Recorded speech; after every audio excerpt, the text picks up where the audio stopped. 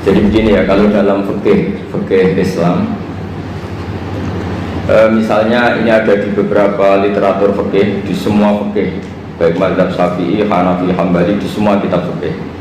Misalnya ada orang mau masuk Islam, terus konsultasi sama ustadz atau sama kiai, Pak saya mau masuk Islam, kamu nggak boleh ngambil sikap monggo ngeteh dulu, itu tidak boleh. Atau apalagi diajak ngobrol dulu, karena 5 menit kita mempersilahkan ngopi dulu itu artinya dianggap kita membiarkan dia dalam keadaan kafir 5 menit dan kita dianggap ikut tanggung jawab. Sehingga di bab, ada ulama yang ngebabkan itu sampai di bab murtad. Termasuk murtad adalah orang yang dimintai mensyahadatkan non muslim kemudian disuruh ngopi dulu atau ngeteh, karena dianggap pembiaran sekian menit masih berstatus kafir. Jadi ibaratnya gini ya, kalau kita mungkin baru bapak-bapak baru pakai celana pendek terus ada orang kecelakaan di jalan, saya tak pakai baju dulu nanti baru kamu saya selamatkan, itu kan naif. Kalau begitu saja naif, apalagi orang yang kafir kemudian pas mau minta disyahadatkan kita bilang monggo mandi-mandi dulu, ngeteh-ngeteh dulu, berarti ada pembiaran sekian menit dia masih berstatus kafir. Artinya begini, kalau dia saat itu kok dimatikan oleh Israel berarti mati dalam status kafir dan kita ikut tanggung jawab, karena harusnya bisa Islam andai kan kita mensyahadatkan saat itu juga. Jadi itu bab-bab yang dianggap ekstrim dalam kutubil fikih, bab-bab fikih. Makanya dalam kitab fikih saya berkali-kali ada non muslim mau bersyahadat ke saya, itu saya bilang ke santri-santri saya, saat itu juga harus kamu ajarin meskipun pakai bahasa Indonesia, yang penting status kafirnya apa? Iya. Baru setelah itu ada hukum sosial ya, mungkin kita nawarin teh atau kopi atau apa. Makanya di sini dibabkan bab seseorang harus tergesa-gesa atau bercepat-cepat atau ngambil sikap bergegas untuk melakukan kebaikan. Terus ayat kedua yang dipakai Sayyidina bin Abi Salam itu begini. Ketika Allah mensifati orang munafik, status orang munafik itu apa? Wa idza qamu ila sholati qamu kusala. Mereka kalau dipanggil untuk sholat, ya berangkat tapi kusala secara malas-malasan. Sehingga untuk menunjukkan kita loyal sama Allah itu ya paling tidak ada sikap di atas rata-rata ya. Makanya ada sa'i ya, lari-lari kecil, tawaf juga disunatkan ada lari-lari kecil, disebut ar-romal, romal itu lari-lari kecil untuk menunjukkan bahwa kita loyal sama Allah itu tidak sak kobre cara Jawa. Nah itu dibabkan sendiri. Jadi beda antara tergesa-gesa sama ekspresi serius. Jadi musyawarah itu ya kira-kira kan nggak mungkin lah kita dipanggil rektor atau kiai atau orang tua kita terus jalan leha-leha, itu kan nggak mungkin. Apalagi ini yang manggil Allah Subhanahu wa ta'ala. Faslun fil musyawarah ila nusi fid dima. Nah contoh yang diambil di sini begini.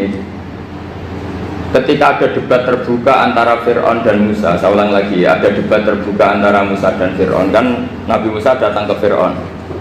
Lalu kata Fir'aun, ini asal-usul ayat ini saya terangkan sejarahnya. Kata Fir'aun, lalu kalau kamu tidak nuhankan saya, Tuhan kamu siapa? Terus kata Musa, Rabbus samawati wal ardi, yang nuhani langit dan bumi. Fir'aun masih berkelit. Kalau Tuhan di bumi, setahu saya kemana-mana yang dituhankan saya, kata Fir'aun. Ma'alim tulakum min ilahin ghairi. Terus Nabi Musa masih ngendikan, ya sudah Tuhan yang nuhani langit. Terus Fir'aun manggil Haman. Haman itu arsitekturnya Fir'aun. Ya Haman ibnili sorhal ali abduhul asbab samawati fa'attaliya ila ilahi Musa. Haman bangunkan kami piramida yang tinggi, saya ingin melihat Tuhannya Musa. Musa akhirnya mikir, karena kalaupun Fir'aun bisa naik ke langit tetap tidak bisa melihat Tuhan. Kita tahu Tuhan nggak bisa dilihat, kita yang mukmin aja tidak lihat, apalagi Fir'aun rivalnya kan. Akhirnya Musa ganti argumentasi, yaitu argumentasinya Musa, Rabbukum wa Rabbu abaikumul awwalin. Ini perlu diingat dan perlu saya sampaikan, yang nuhani kamu dan yang menuhani leluhur kamu. Itu sangat memukul Fir'aun, karena logikanya kalau Fir'aun itu Tuhan berarti babanya dulu tanpa Tuhan. Ini ada Tuhan terlambat ya. Jadi kalau Fir'aun Tuhan berarti mbahnya tanpa Tuhan, karena zaman era mbahnya belum ada Tuhan. Karena perdebatan itu banyak punggawa Fir'aun yang mukmin. Wah ini Fir'aun nggak bener ini. Kalau dia Tuhan berarti mbahnya tanpa Tuhan. Karena kalau iman itu akan diadili, akan dieksekusi, maka orang ini berstatus rajulun mu'minum min ali fir'auna yaktumu imanah. Maka di Quran diterangkan wa qala rajulun mu'minum min ali fir'auna yaktumu imanah. Ada seseorang yang iman tapi menyembunyikan iman. Lah orang ini selalu ikut rapat di rapat-rapat penting Fir'aun, termasuk rapat ketika Fir'aun dan para tentaranya memutuskan membunuh Musa. Karena dia ikut rapat dan eksekutornya besok disuruh menangkap Musa, orang ini malam itu juga nemuin Musa terus bilang innal mal ayat tamiru nabikal yaktulu ka Musa. Rapat tadi malam memutuskan kamu besok dibunuh, maka kamu harus bergegas meninggalkan Mesir. Nah, dari kesimpulan itu, dari cerita itu kemudian diambil cara hukum fikih bahwa untuk menyelamatkan darah harus jasa, harus bergegas. Andai kan Musa itu kok sak kobre, sak sempate, maka keburu. Andai kan ini rojul ini tadi, orang tadi penasihat tadi kok sak kobre ya, maka berarti Musa terlanjur tertang. Jadi itu pentingnya ulama ya. Jadi cerita yang linier, cerita yang seakan-akan cerita di tangan ulama tetap menjadi al-ahkam al-fiqhiyah, menjadi ketentuan-ketentuan apa? Fikih. Jadi yang diambil di sini adalah lelaki tadi yang ikut rapat tadi bergegas menemui Musa, memberitahu kalau kamu besok mau dieksekusi, fakhrus, maka kamu harus secepatnya keluar dari Mesir untuk menyelamatkan diri. Terus oleh Sayyidzuddin tidak disalah dibabkan bab harus tergesa-gesa menyelamatkan darahnya orang apa? Islam. Jadi ini penting saya sampaikan. Jadi al-qasas ya, semua cerita di Quran itu tidak sebagai cerita, karena Quran tidak ingin melahirkan pendongeng, tapi harus menjadi ibrah, menjadi teladan. Jadi makanya terus di kitab-kitab ulumul Quran diterangkan al-qasas ya, beberapa cerita di Quran adalah semuanya menjadi ketentuan fikih. Saya ulang lagi ya, semua cerita yang ada di Quran itu menjadi ketentuan fikih, meskipun alurnya apa? Cerita. Kayak tadi kan alurnya cerita bahwa lelaki ini bergegas nemui Musa supaya Musa cepat keluar dari Mesir. Terus dibabkan babul musaroah ila musifid jima. Saya teruskan ya. Wa kama la ra'ayna ma yaqtulu musliman law tabtu'u alaihi la qatalahu fal musaroah ila takhrisihi min wajibatun. Idlaisal unatu mahmudatan fi kulli syai'in falaha mawatin tuhmadu fiha wa mawatin tudammu fiha wa kadzalika al musara'ah wal lain wal dhulta wa ghairuhuma. Nas'alullaha ayuwaffiqana lil amal fi ta'ati fi mawaqi'iha wa madhaniha. Terus cara berpikir ulama, saya pernah baca dalam satu sejarah ulama besar namanya Sufyan Ats-Tsauri. Sufyan Ats-Tsauri itu menjadi wali itu gara-gara kalau sholat di masjid itu beliau datang sebelum adzan. Saya ulang lagi, beliau datang sebelum adzan. Ditanya, kenapa kalau kamu datang sebelum adzan? Saya ini nggak ingin jadi hamba yang buruk. Hamba yang buruk atau pembantu yang buruk adalah setempe nunggu dipanggil. Misalnya kita tahu majikan kita pasti manggil jam 7. Kemudian jam 7 itu Anda masih ngopi, masih tata-tata, itu kan tidak menghormati majikan. Harusnya kamu setempe di jam yang saat itu pasti majikan Anda memanggil. Kata beliau, saya tidak ingin seperti pembantu yang buruk, datang nunggu apa? Dipanggil. Jadi itu ada beberapa spirit atau inspirasi dari aturan-aturan mahabbah. Sebab itu ketika Allah kritik orang munafik, wa idza qamu ila sholati qamu kusala, ketika dipanggil sholat mereka datang bermalas-malasan. Karena tidak ada cintanya sama Allah, maka datang berlambat-lambat. Nah, berarti kalau ekspresi cinta mengharuskan kita datang bercepat. Makanya dalam istilah lain di Quran ini termasuk balaghatul Quran. Di juz 25 itu istilah menuju Allah itu fafirru ilallah. Kita tahu firar itu maknanya lari apa jalan biasa?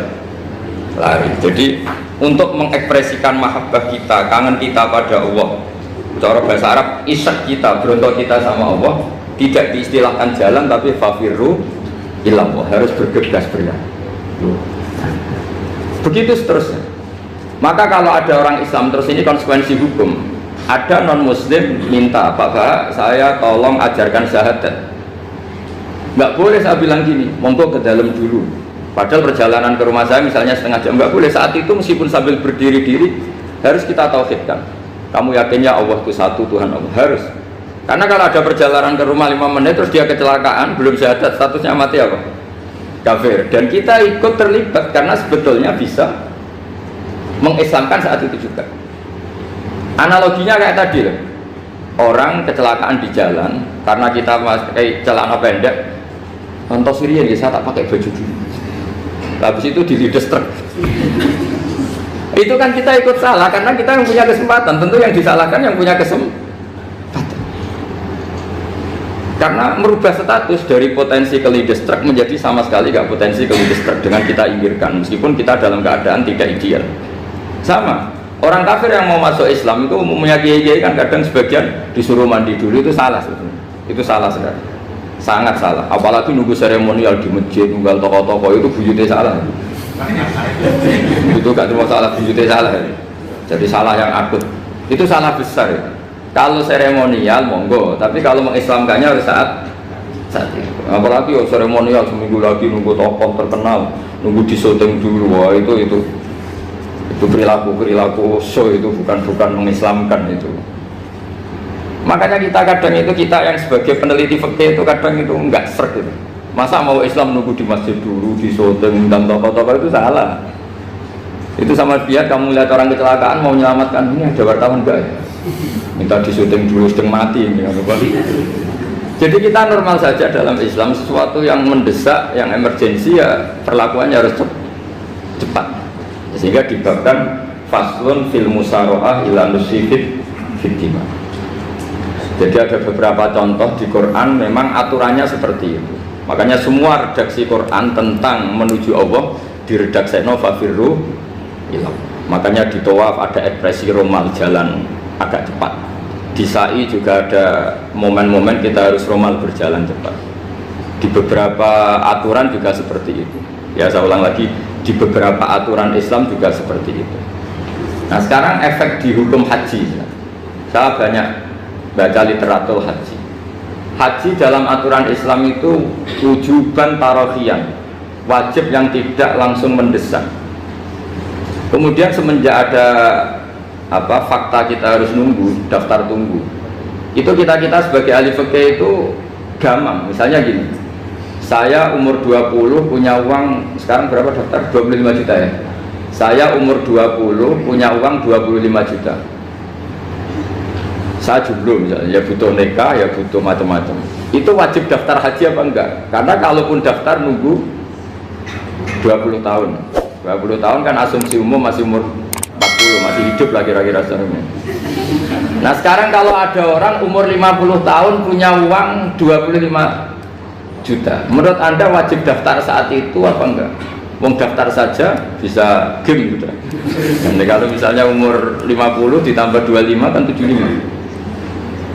Itu kalau orang sumpah sudah cepat mati itu. Maka itu menjadi pertanyaan, apakah fikih ini kita rubah? Karena dulu kan orang itu longgar semua. Karena haji zaman Nabi pun tidak langsung dilakukan saat pertama diwajibkannya haji. Jadi Nabi punya sisi unik. Pertama ada tahun diwajibkannya haji, Nabi tidak langsung haji.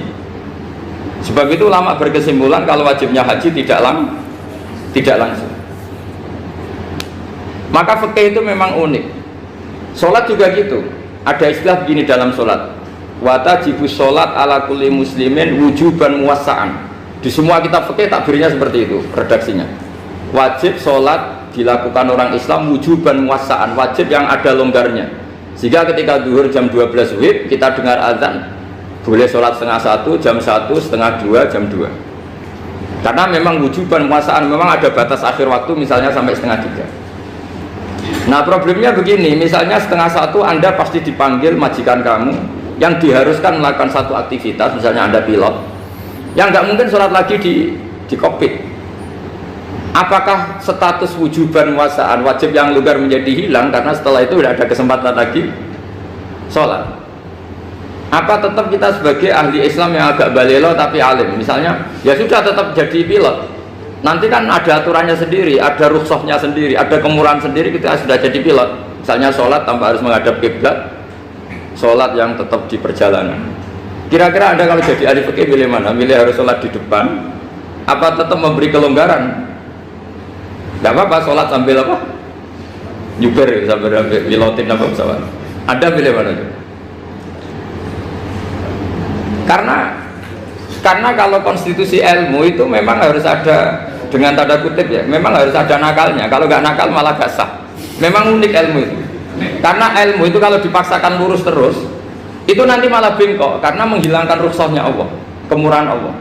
Tapi kalau dipaksakan rukhsah terus, murah terus, nanti dianggap menyepelekan hukumnya Allah.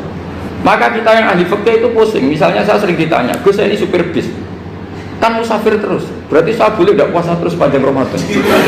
Coba kalau ada jadi ahli fikih mesti bingung. Mau boleh, ya boleh terus supaya orang nggak peduli sama Ramadan. Mau mengatakan wajib puasa, kayak nggak peduli dengan kemurahan Allah yang membolehkan musafir tidak puasa. Coba loh, Anda jangan jadi ekstremis yang saling bantah kok protes toh. Ini kan jadi memang mengkaji ilmu itu. Ya makanya dengan tanda kutip itu harus ada nakalnya. Tapi nakal yang baik, bukan nakal. Nakal itu kalau bahasa Jawa itu kan tidak harus dosa. Seperti anak kecil, menek-menek itu, tuh bocah kok nakal. Padahal anak kecil menek itu haram dah. Enggak kan? Malah orang tuanya yang bentak itu yang haram. Yang nakal betul ya ibunya yang bentak cerewet itu, karena ibunya orang yang sudah mukallaf, sudah tua, salah langkah yaitu bentak.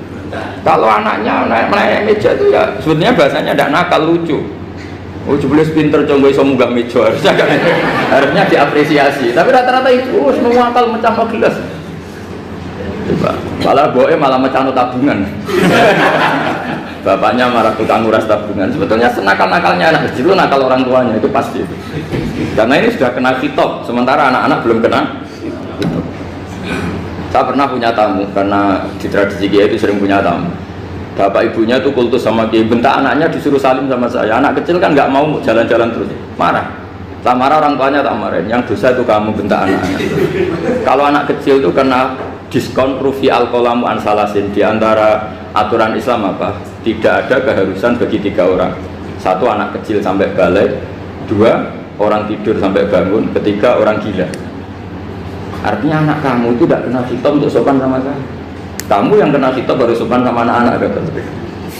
Dan ini ada Jawa itu kadang keliru. Jadi orang tua itu marah-marah memaksakan anaknya sopan. Padahal Allah memberi diskon anak kecil itu belum wajib sopan. Nggak apa-apa ada tamu naik-naik asal masih anak kecil. Makanya Rasulullah ketika beliau sholat sujud itu Hasan Husain itu naik. Cara Jawa Nabi itu digawe tumpakan. Semua riwayat mengatakan Nabi itu diam saja, gak berani ngangkat. Sampai sahabat itu ada yang ngomong, ini Nabi sujud lama sekali ada apa? Jadi kita punya riwayat itu ya baru kayak sahabat yang agak nakal. Semuanya itu sujud, tapi bareng di atas rata-rata ada sahabat yang belakang ngomong, ada apa tuh ini sujudnya kok lama? Barokahnya itu ditemukan riwayat, oh ono putune tuh. Karena Hasan itu naik di atas punggungnya apa? Nabi itu andai kan tidak ada yang ngomong, riwayat ini tidak ditemukan. Barokahnya ada yang melongok itu mungkin, kalau sekarang mungkin semua masjid melongok karena orang sekarang jarang yang khusyuk. Kalau dulu hanya 1 yang di belakang. Setelah itu Nabi memberi penjelasan, saya tadi sebetulnya harus mengakhiri sujud saya sesuai aturan umum, tapi ada cucu saya tak biarkan sampai dia puas naik punggung saya, sehingga dia turun baru saya naik. Filosofinya apa? Begini, anak kecil 1 udah kena kitab, 2 jangan sampai sholat itu jadi problem. Kalau Nabi nyentak Hasan, membentak putu wono bae sholat kok diganggu, maka sholat menjadi trauma. Gara-gara sholat bahasa bentak saya, lama-lama anak ini trauma dengan sholat karena dianggap problem. Makanya saya termasuk kiai nggak berpendapat anak kecil nggak boleh di masjid. Sering kan anak kecil di masjid ayo khutbah rame, saya termasuk setuju tetap boleh. Kalau dibentak di masjid maka dia trauma dengan masjid. Misal ke masjid dibentak. Lagi pula kadang-kadang orang tuh gaya-gayaan tok.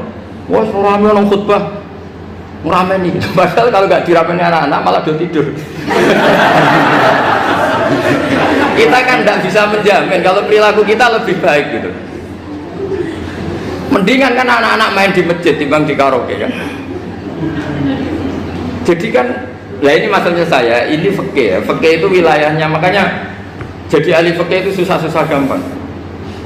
Jenengan jangan hanya berpikir protes dengan ketentuan fikih, mengkaji yang sebanyak-banyaknya. Itu tadi, misalnya Anda seorang supir permanen, supir bis terutama. Kalau truk kan bisa leha-leha, kalau bis kan ada deadline-nya ya waktu. Seperti bis jurusan Surabaya Semarang, saya kan sering naik bis jurusan Surabaya Semarang. Kadang-kadang supirnya melihat saya tanya, "Gus, saya ini supir, saya ini Ramadan itu gimana ini?" Ya saya sudah ngerti setengah nakal, dan senengnya dijawab rasa poso, ya saya tahu. Tapi masalahnya secara fikih, kalau kamu mengatakan kamu harus puasa terus, kamu melanggar konstitusi ilmu. Memang musafir punya diskon? Boleh tidak puasa. Pertanyaannya, bayarnya kapan? Wong Syawal ya nyupir lagi, Dzulqa'dah nyupir lagi, nanti sampai Ramadan ya. Lah terus, ya pas kamu cuti, biasanya cutinya pas sakit, boleh diskon lagi karena sakit. Coba. Nggak, andai kan Anda jadi ahli fikih milih zaman. Lu kalau orangnya soleh terus kayak ustadz-ustadz di sini kayak dosen UI kan, masa dosen UI Universitas Islam nggak Islami kan nggak mungkin. Mungkin memilih poso kan. Masalahnya ini kan hukum untuk orang kebanyakan, nggak boleh hukum musuh gak kuat. Sahur jam 3:30 ngambil vitamin pokoknya harus kuat. Itu udah hukum, itu saran. Hukum itu beda dengan saran. Hukum itu hanya berpijak musafir itu boleh iftar. Kalau saran memang boleh, ya usahakan kamu makan 3:30 pas fit nyupir. Terus kalau nyupir selesai jam 10 nanti istirahat. Memangnya majikan bisa ngatur jamnya? Itu fikih. Maka menjadi perdebatan yang namanya pergi itu apa? Menurut Imam Syafi'i, pergi itu ya dari rumahnya ke tempat yang asing yang tidak wilayahnya namanya pergi. Menurut Imam Ahmad bin Hanbal enggak. Pergi itu tidak kerja. Jadi orang yang supir yang seperti itu namanya tidak pergi tapi kerja. Tanyakan ke publik, misalnya jenengan ke UI, istri kamu atau suami kamu ditanya, istri kamu kemana? Kira-kira jawabnya bilang pergi jalan-jalan apa bilang kerja?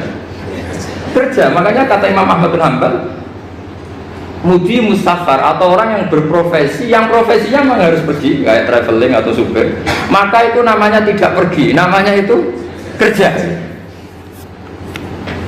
Karena apa? Sekali distatuskan pergi, maka ikut status yang dikatakan Allah dan Rasul, dapat diskon, boleh tidak puasa. Maka terus kita debat tentang definisi. Nah, definisi ini penting karena yang menjadikan hukum rubah itu definisi. Misalnya gini, mbak ini ngaji saya, statusnya kalau pakai status saya ajnabi, orang lain bapak ajnabiyah, maka hukumnya saya melihat bapak ini haram karena statusnya ajnabi melihat ajnabiyah yang tidak mahram. Tapi kalau di fikih itu ada statusnya. Di antara lelaki boleh muwajahah sama perempuan adalah 1 untuk belajar, 2 untuk muamalah, 3 untuk kesaksian, 4 untuk pengobatan. Itu kan ada pengecualian. Sehingga statusnya sekarang mbak itu belajar, apa ingin melihat Gus Bah atau Gus Bah itu mengajar atau ingin melihat mbak, itu statusnya bisa rubah ya. Makanya kalau sebetulnya kalau kita marung di warung misalnya Padang, kita nggak pilah-pilah, kebetulan pelayannya perempuan itu masih bisa dikhilaf secara fikih. Saya muamalah marung, cuma kebetulan penjaganya. Tapi masalahnya Pak ini punya daftar penjaga yang cantik, itu yang masalah. Maka pertanyaannya itu marung ke situ demi marung apa demi melihat? Tidak jawab saja. Demi marung apa demi melihat? Kalau demi marung supaya kenyang, penjaga yang sangar-sangar juga banyak. Akhirnya kalau demi makan, penjaga yang cowok kan banyak. Kalau demi melihat, berarti yang dihitung kan niatnya. Berarti karena muamalah apa karena melihat? Melihat. Itu status. Jadi makanya kalau mudi musafar itu namanya orang pergi atau orang kerja? Orang kerja. Maka menurut pikirannya Imam Ahmad bin Hanbal seperti itu harus puasa karena dia adalah pekerja, bukan musafir. Lalu dalam masalah jumlah 3 hari misalnya, kalau dalam fikih kita, nggak saya kenapa ngomong fikih terus ya, karena banyak yang melupakan fikih. Jenengan pergi haji, zaman Nabi haji itu jamak dan qashar terus. Padahal hajinya Nabi itu, haji itu minimal kan berapa hari minimal itu? 9, 10, 11, 11, 12. Sebenarnya haji itu minimal hanya 4 hari. Karena 13 Dzulhijjah bisa nafar apa? Awal. Kalau nafar awal berarti nggak ada kewajiban nafar sani. Berarti yang wajib betul kan tanggal 9 wukuf di Arafah, terus 10 biasanya ifadah sama balang jumroh apa? Akobah, terus 11, 12 itu kan sudah boleh cabut karena apa? Nafar apa? Awal. Berarti nggak usah nafar apa? Sani. Berarti hanya berapa? 4 hari. Tapi Nabi haji di Mekah Medina itu sampai 40 hari karena perjalanan. Pertanyaannya, ketika Nabi menjamak dan mengqasar itu cara Imam Syafi'i lis safar. Karena Nabi orang Medina datang ke Mekah dengan jarak 460 kilo, maka Nabi boleh jamak dan qasar. Jadi pikiran Imam Syafi'i, jamaknya Nabi itu lis safar karena pergi. Cara pikiran Imam Malik enggak, jawabnya Nabi itu lin nusuk. Nabi menjamak sholat itu karena melakukan ibadah haji. Efeknya adalah orang Mekah kalau haji itu cara Imam Malik meskipun jaraknya dekat boleh apa? Boleh apa? Qasar, boleh jamak qasar. Lalu terus ada pertanyaan fikih lagi. Lalu jamak qasar itu karena pergi apa karena masyaqqah? Karena repot. Coba kalau sampean kira-kira jawab. Misalnya kita orang kaya bawa uang 1 miliar naiknya Alphard, ada supirnya, ada ajudannya, pergi di jarak 100 kilo. Masyarakatnya kan tidak ada sama sekali, apalagi di tol kebetulan nggak macet. Kira-kira boleh jamak nggak? Boleh, terus karena pergi, tapi kan nggak ada repotnya sama sekali. Dibanding misalnya yang ngebis bawa beras 1 kintal gitu kan, udah gitu suruhan orang lagi kan pusing. Maka fikih ini untuk memberi hukum itu, kalau fikih itu menstatuskan dulu. Ini orang boleh jamak itu karena masyaqqah apa karena safar. Lalu kalau setelah karena safar itu karena jaraknya apa tingkat masyaqqahnya. Kalau karena jaraknya ya tidak juga. Tidak juga gini maksudnya. Mungkin Anda tidak pernah terpikir begini. Kalau saya mau ke Jakarta, kemudian sampai Purworejo itu sudah waktu zuhur. Saya boleh nggak zuhur di situ sama masak? Boleh kan? Padahal perjalanan saya belum capai. Artinya nunggu boleh jamak itu setelah kita menempuh jarak itu apa menuju, sedang menuju dan niat. Sedang menuju dan niat. Misalnya saya mau ke Jakarta, saya orang Sleman mau ke Jakarta, itu sampai mana itu Magelang itu sudah boleh jamak kan? Boleh nggak? Boleh karena saya mau ke. Nah pertanyaan secara fikih mungkin ada tidak terlintas. Ternyata ditelepon sama istrinya nggak jadi pergi. Padahal sholatnya kadung di jamak duhur dan asar. Apakah setelah di rumah sholat lagi? Sama nggak pernah mikir gitu. Karena nggak nekuni fikih. Jadi orang fikih itu sudah pusing, makanya jangan diprotes terus. Kita ini sudah pusing. Lalu orang itu enak aja protes terus.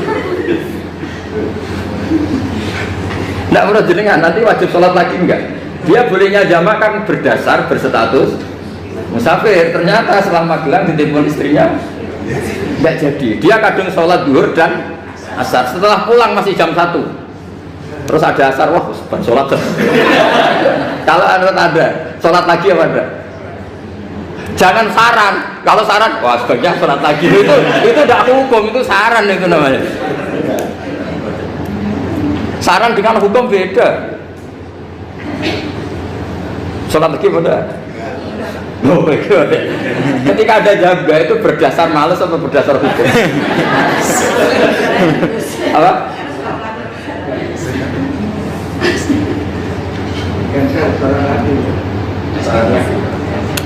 Nah kalau Anda sholat lagi, pertanyaannya gini, Allah itu tidak punya tradisi mewajibkan 2 kali. Pertanyaan fikihnya mesti gitu. Dan saat Anda di Magelang menjamak itu melakukan sesuatu yang disahkan oleh agama. Berarti pas Anda jamak duhur asar, sesuatu pas melakukan itu kan berstatus sah dan boleh. Meskipun setelah itu ada masalah, istri kamu nelpon terus pulang. Tapi pas itu kan sudah dinyatakan oleh malaikat sah, Anda sudah duhur dan asar. Kalau melihat itu tidak wajib mengulang. Tapi bisa saja malaikat ada yang usil. Itu sah karena Anda berstatus musafir. Berhubung status Anda hilang, maka poin Anda sudah sholat juga hilang. Kamu milih fikih yang mana?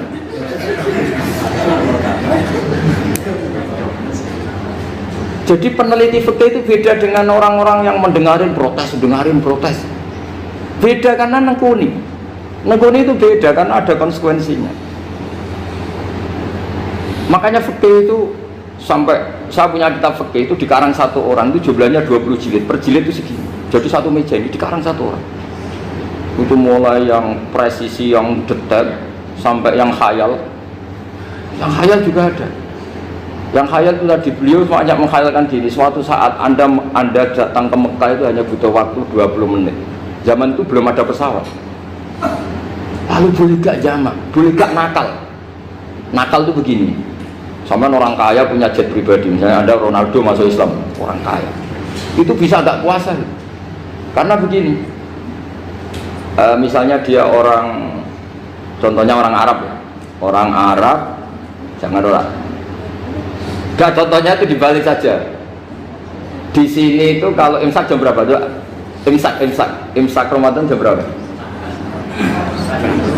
Digai 3:30 aja biar aman ya. Kalau 3:30 kan pasti imsak. Dia terbang ke Mekah. Jadi orang sini puasa jam 5 kan mulai puasa, dia terbang ke Mekah kan masih malam. Makan terus dia. Mekah mau ada matahari, terbang lagi ke barat. Karena dia menghindari berstatus puasa. Atau sebaliknya, dia orang Mekah jam 12 puasa, 12 siang puasa. Dia, wah kalau 6 jam lagi buka, bisa berapa saya. Terbang ke Indonesia. Ke Indonesia terbang baru 1 jam, di sini sudah buka. Itu khayal, jadi itu ada khayalnya. Itu lama dulu sebelum ada pesawat sudah mengkhayal gitu. Bolehkah orang yang di Masyriq ke Maghrib demi itu? Kalau Anda jadi Raja Salman jam 1 kok sudah nggak kuat apa? Puasa, itu diberi saran terbang ke Indonesia. Itu kalau pakai jet kan nggak sampai 9 jam, 1 jam ke Jakarta. Sudah ada wow akbar. Bukan. Boleh enggak? Belum mau kamu enggak bilang, oh enggak boleh. Wong di Jakarta sudah huru samsi. Masa sudah matahari terbenam orangnya enggak boleh? Bukan. Leja. Apa? Kalau resikonya gini, sampean mungkin nggak mikir, resikonya gini, kalau dia berstatus musafir, bolehnya buka karena musafir, pertanyaannya dia wajib bayar. Kan musafir bolehnya kodok nanti harus bayar, tapi kalau dia buka normal kan tidak harus bayar. Beda, efek pakainya beda.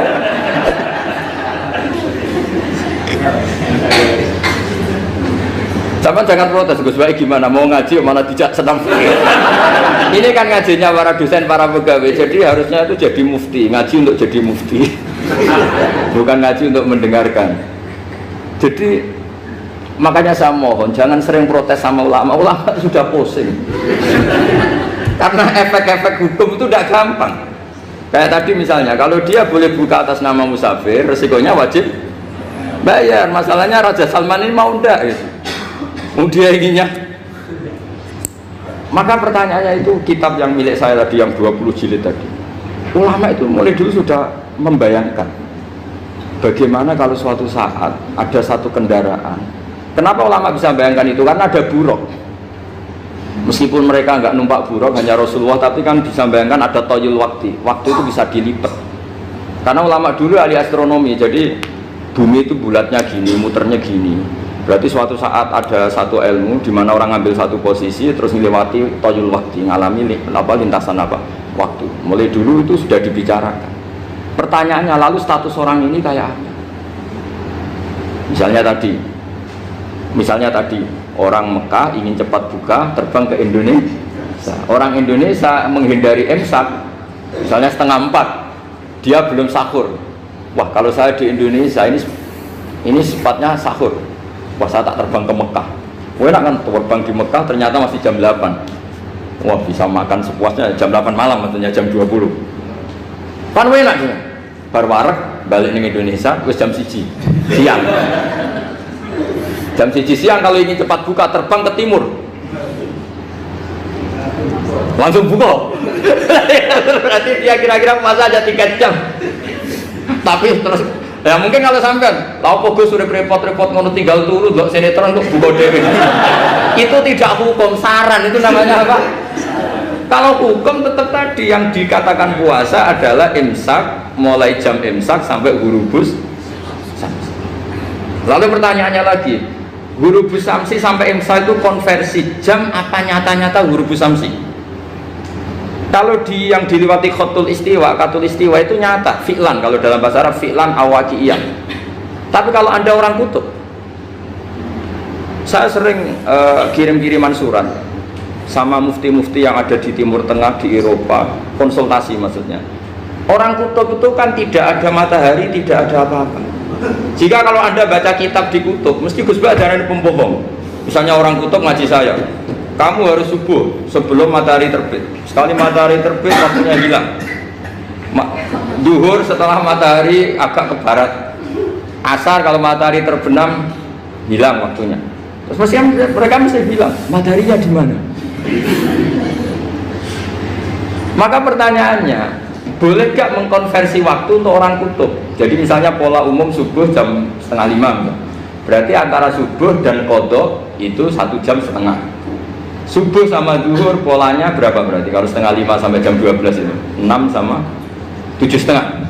Berarti ya kira-kira habis subuh nunggu 7 jam setengah baru duhur, nunggu 3 jam baru asar, nunggu 3 jam baru maghrib. Berarti waktu puasa kira-kira antara jam 4 sampai jam 6. Berarti berapa jam itu?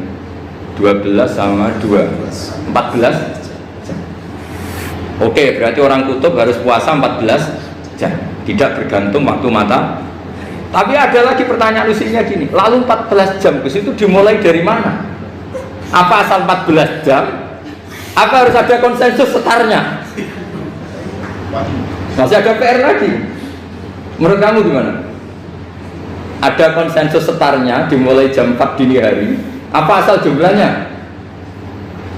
Imsak 14 jam. Mikir lagi kan? Itu di Denmark itu ada satu musim di mana siang terus sampai sekian bulan. Siang terus sampai orang sana itu capek. Kenapa ada siang terus? Logikanya kan tadi bumi itu saya juga belajar falak, belajar astronomi. Kalau tepaan kamu di sisi yang barat agak utara atau agak selatan, matahari ini nyentron terus. Sehingga bumi molak-malik ya kamu kesentron terus karena kita ini kan tepaan di khatulistiwa, di khotul istiwa. Sebenarnya khotul istiwa itu bahasa Arab dari kata khotul istiwa. Khotul itu garis, istiwa itu tengah. Nah, Islam itu oleh Allah memang dipilih di tempat paling top yaitu Mekah. Mekah Ka'bah itu surratul ardi. Jadi sebelum ditemukan ilmu astronomi itu Nabi sudah ngendikan Al-Ka'bah surratul ardi. Ka'bah itu pusarnya bumi. Sehingga di Ka'bah itu satu-satunya area yang terbebas dari medan magnetis. Karena dari utara dan selatan benar-benar di tengah. Maka potensi jam paling akurat di dunia itu ya hanya jam yang di Mekah itu. Karena apapun akuratnya teknologi di Amerika atau Jerman, karena jam itu dari logam tetap ketarik medan magnetis, entah berapa 00, tetap kena. Misalnya jam di Jerman lebih dekat mana kalau Jerman, mesti ketarik medan magnetis, entah berapa kadarnya, karena materi jam dari logam. Sementara di Mekah karena di tengah itu terbebas dari medan magnetis. Nah, sehingga yang segaris dengan Mekah kayak Indonesia itu semuanya khotul istiwa. Nah kalau khotul istiwa normal itu artinya ya 12 siang secara umum ya 12. Sehingga ulama Indonesia kalau ngaji itu lebih gampang, lebih tidak dianggap bohong. Karena ya ada terbitnya matahari, ada zawalus samsi, ada hurubus samsi. Coba kalau kitab itu Anda baca di kutub utara sama kutub selatan, murid kamu bingung semua. Ini gimana Ustadz, tidak ada matahari kok semuanya diukur pakai matahari. Lalu pertanyaannya dikonversi kan? Pertanyaannya kalau dikonversi pakai apa gitu? Asal 14 jam apa harus sepakat dimulai jam berapa? Milih mana? Milih sepakat. Pertanyaannya kalau sepakat, ukurannya siapa yang jadi ahlul halli wal aqdi?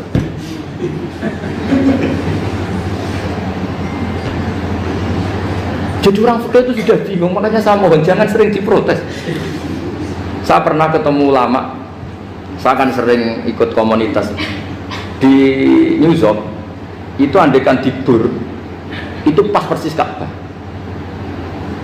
Jadi buminya itu kalau di Bur itu pas persis Ka'bah. Lalu pertanyaannya, ada kiblat tidak di sana? Ya bumi kan gini ya, kalau dalam bahasa falak itu ada rubuk namanya. Rubuk itu bumi yang sewaktu itu hanya yang seperempat. Ya bumi yang sewaktu itu hanya seperempat. Jadi kita sekarang siang, berarti yang baru siang hanya seperempat bumi. Nanti yang malam ya hanya seperempat bumi. Ya iya, misalnya sekarang kita di sini siang, di Arab Saudi kan belum, ini masih setengah 6. Ini sekarang di Arab Saudi baru setengah 6. Lah itu ada daerah di mana dengan Ka'bah itu pas atas sama bawah. Harusnya kan bebas arah. Apa? Bebas arah. Lalu orang sana sholatnya itu menghadap kemana? Pernah ulama New York itu minta fatwa ke Rabitatul Alam Al-Islami. Lalu kita harus menghadap kemana? Makanya dalam dunia anekdot ulama itu ada anekdot Abu Nawas itu orang yang nggak pernah kalah debat. Dia tuh terkenal nggak pernah kalah debat. Tapi dia ada ilmuwan. Dia punya tetangga ilmuwan, punya pengaruh besar. Semua orang ngaji ke ilmuwan itu. Mantelnya bukan main, karena dia ahli falak, ahli astronomi. Mau nandingi dia tidak bisa, gak nandingi itu reputasinya jatuh.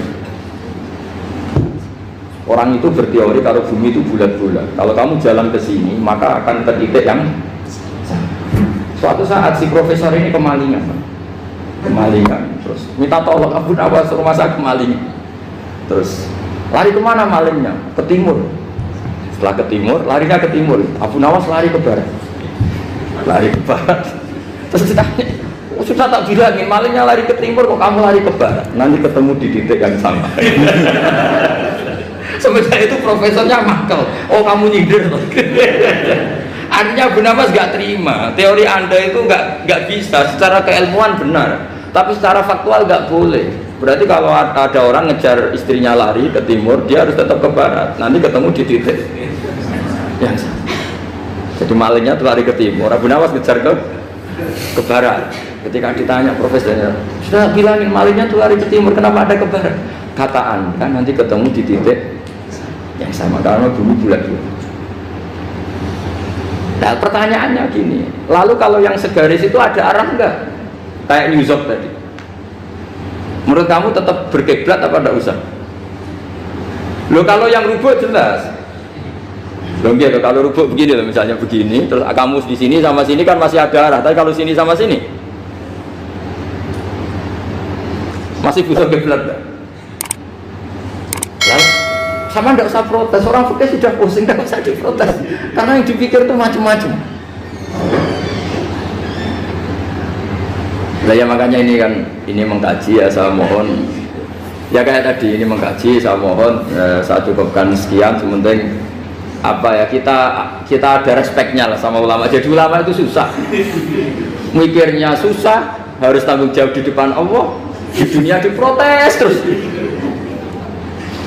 Ya saya kira demikian. Assalamualaikum warahmatullahi wabarakatuh. Ya satu aja. Ini waktunya. Atau dua nggak apa-apa, dua aja. Terima kasih Ustaz Bahudin. Ke sesi selanjutnya yaitu tentang tanya jawab. Kami kasih waktu dua penanya dan dua pertanyaan. Kadang satu langsung tiga. Ya silakan Pak dan Pak Sus.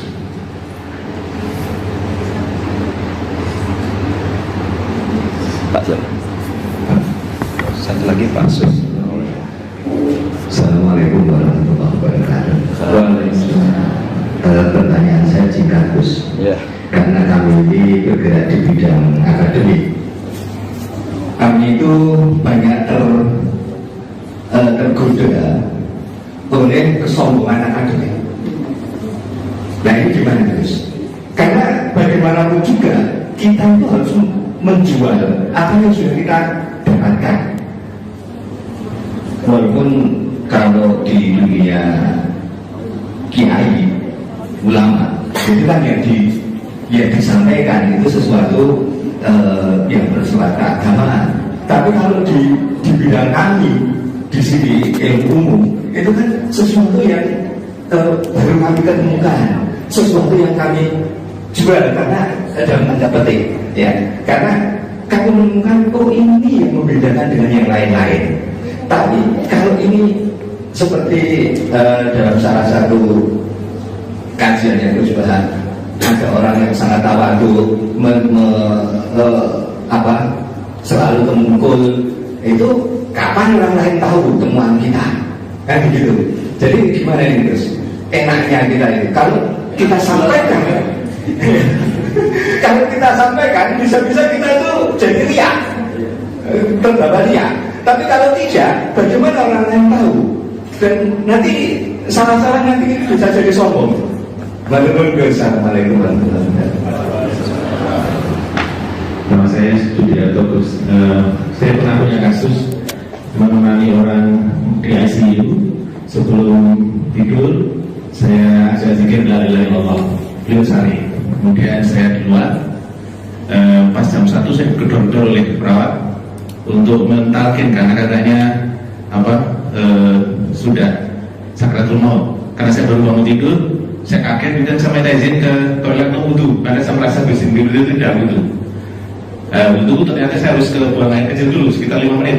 5 menit ke buang kecil terus wudu terus datang dia meninggal. Artinya karena lagi tidak sekedar karena saya merasa suci. Itu gimana? Terima kasih. Ini kacau semua.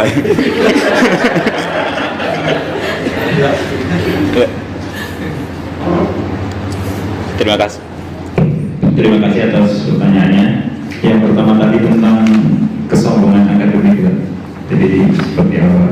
Yang kedua tentang kasus di rumah sakit, ya seperti yang gara-gara ke kamar mandi tadi. Iya, silakan. Begini ya, jadi ini langsung saya jawab pakai referensi, pakai tag. Ini mungkin yang bawa kitab ikutnya halaman 293 ya. Itu yang mungkin nanti bisa dikopi sama yang nggak punya tag. Yang nggak punya tag mengkopi sama yang punya. Di sini diantaranya itu ada bab faslun fi dzikri rajul manaqiba nafsi. Bab seseorang boleh menyebut kelebihannya sendiri. Asal niatnya tidak riya. Di sini dicontohkan, tadi Bapak siapa namanya? Samsul. Pak Samsul ya. Di sini diceritakan ketika mau masa paceklik, saya ulang lagi masa paceklik, itu Nabi Yusuf karena merasa amanah dan merasa punya kemampuan mengelola ketahanan pangan, beliau bilang ke rajanya, qala ij'alni ala khazainil ardi inni hafizun alim. Raja, jadikan kami pengatur ketahanan pangan karena ini hafizun alim, saya ahlinya dan saya terpercaya. Hanya Nabi Yusuf seorang nabi tentu panutan, beliau menonjolkan kemampuannya itu boleh asal untuk kemaslahatan. Misalnya ada orang Islam sakit atau kiai sakit, dengan dokter bilang saja saya dokter, biar saya yang nangani. Itu boleh karena motivasi Anda dalam menyelamatkan Pak Kiai tadi atau orang yang sakit, bukan motivasi Anda adalah hadun nafsi, istilahnya kalau dalam bahasa keinginan apa? Pribadi. Jadi itu boleh. Jadi ini di beberapa contohkan. Ya ayuhan nasu ulimna mantiqat thairi wa utina min kulli syai'. Nabi Sulaiman itu bilang gini, wahai para manusia, saya ini bisa bahasa burung apa saja dan saya bisa melakukan apa saja, wa utina min kulli syai'. Nabi Sulaiman ngendikan begitu karena ingin menunjukkan betapa sayangnya Allah ke saya, sampai saking sayangnya Allah saya bisa menguasai bahasa burung, bahasa binatang. Jadi motivasi seorang nabi itu ingin menunjukkan betapa kudronya Allah tidak terbatas. Lah buktinya apa ya? Buktinya Sulaiman, sama tak cerita, Nabi Sulaiman tuh kalau ke masjid itu mesti jagungan sama orang miskin. Terus beliau bilang gini, miskinun yujalisu miskinan, ayo podo kerene jagungan. Karena beliau dengan kenabiannya meskipun kaya raya itu tidak merasa punya sama sekali karena semuanya milik Allah Subhanahu wa ta'ala. Dan beliau buktikan, beliau kaya raya itu untuk bangun Baitul Maqdis yang semegah itu semuanya pakai asetnya Nabi Sulaiman. Ketika bisa memperkerjakan jin dan setan juga untuk bangun Baitul Maqdis, bukan untuk bangun dirinya, rumah dirinya. Ya ini dicontohkan satu Nabi Sulaiman, dua Nabi Yusuf. Terus ketiga contoh yang diambil, setiap nabi ketika pidato kepada umatnya mesti ditutup dengan wa analakum nasihun amin. saya ini adalah penasehat yang terpercaya. Jadi ajaran saya bukan ingin menyengsarakan kamu, tapi wa analakum nasihun amin. Saya adalah penasehat yang baik. Artinya akan menonjolkan dirinya. Jadi boleh asal itu untuk kemaslahat. Jadi misalnya UI punya penemuan apa yang keren, yang maslahat orang Islam, diumumkan bahwa ini penemuan UI. Tapi tujuan Anda supaya mengangkat harkat martabat UI. Bukan setelah itu terus kirim surat ke rektor, saya harus tambahan gaji karena saya penemunya. Wah, itu sudah nggak bisa jadi wali kalau gitu itu sudah.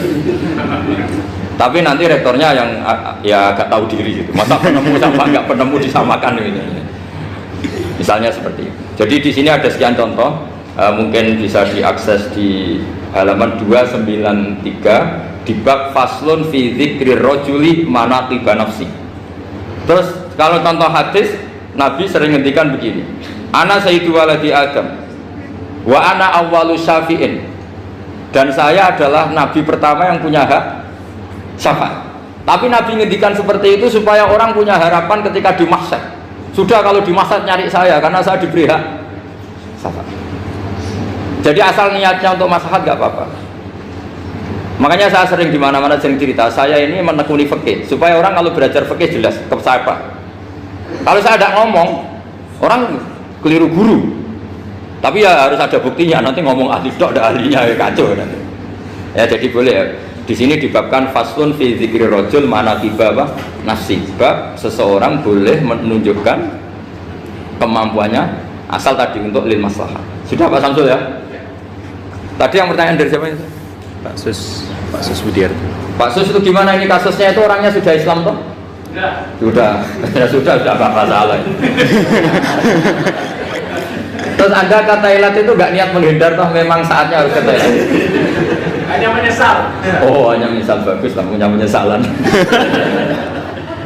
Enggak begini ya, kalau orang itu sudah Islam itu kan tidak se-emergensi yang belum Islam. Itu hanya ideal. Hanya idealnya seseorang kalau mau meninggal, akhir dari kalimatnya adalah la ilaha illallah.